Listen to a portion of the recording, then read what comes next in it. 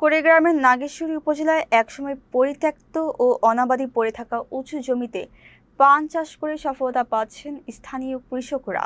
নেওয়াশী ইউনিয়নের সুখাতি নতুন বাজার কইয়েপাড়া গ্রামের কৃষক শ্রী গোপীনাথ চন্দ্র প্রায় ৬ বছর ধরে ২৬ শতক জমিতে পান চাষ করে সংসারে স্বচ্ছতা ফিরিয়েছেন। তার এই সাফল্যে উদ্বুদ্ধ হয়ে একই গ্রামের সূর্যচন্দ্র বর্মনও ৩২ শতক জমিতে পান চাষ শুরু করেছেন। কৃষকরা জানান, অল্প পুঁজি ও কম সময়ে পান চাষে ভালো লাভ পাওয়া যায়। পরিত্যক্ত জমি ফেলে না রেখে এই চাষাবাদ করলে খরচও কম হয়। নাগেশ্বরী উপজেলা কৃষি অফিসের উপসহকারী কৃষি কর্মকর্তা মোস্তাফিজুর রহমান জানান, আগে এই উপজেলায় পান চাষের প্রচলন না থাকলেও গত কয়েক বছরই তা লাভজনক কৃষি খাতে পরিণত হয়েছে। তিনি বলেন, পান চাষ সম্প্রসারণে কৃষকদের সব ধরনের পরামর্শ ও সহযোগিতা দেবে কৃষি বিভাগ।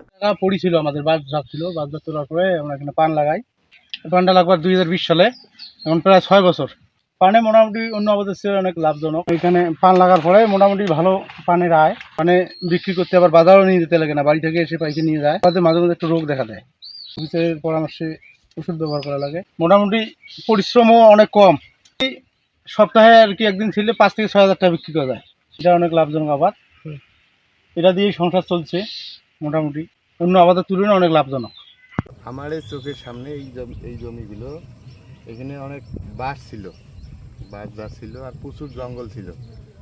ওইদিকে একটা জমি আছে, ওইখানে অনেক বাঁশ, মানে বেশিরভাগ বাঁশেই ছিল। তো এখন আমার এই যে মামা সম্পর্কে হয়, উনি এই পানের বোয়ারটা গাইবান্ধার ওইদিকে কোথাও এক বাড়িতে দিকে ছিল, আসার পরে উনি নিজে উদ্যোগে অনেক চেষ্টার পর এই পানের বোয়ারটা লাগাইছে। কিন্তু এখন আমি দেখতেছি যে যেভাবে পান বিক্রি হয় এবং পানের যে চাহিদা, মানে মোটামুটি ধান, ভুট্টা, অন্যান্য আবাদের চেয়ে অনেক লাভজনক একটা মানে আবাদ। তো এইটা আমার মনে হয় যে আস্তে আস্তে এই যেভাবে লাভজনক, মানে আরও 2-4 জন এইরকম চিন্তা ভাবনা করতেছে। তো আমার মনে হয় যে কিছুদিন পর এই আবাদটা এই নাগেশ্বরী উপজেলায় বেশ মানে অনেক জায়গায় ছড়িয়ে যাবে। নাগেশ্বরী উপজেলার নেওয়াশী ইউনিয়নে ইতিপূর্বে কোনো পান চাষ হয়নি।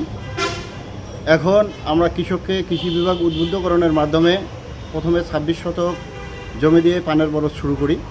বিশেষ করে যে পরিত্যক্ত উঁচু জায়গাগুলো আছে, এই উঁচু জায়গাগুলোকে আমরা পান চাষের আওতায় নিয়ে আসছি।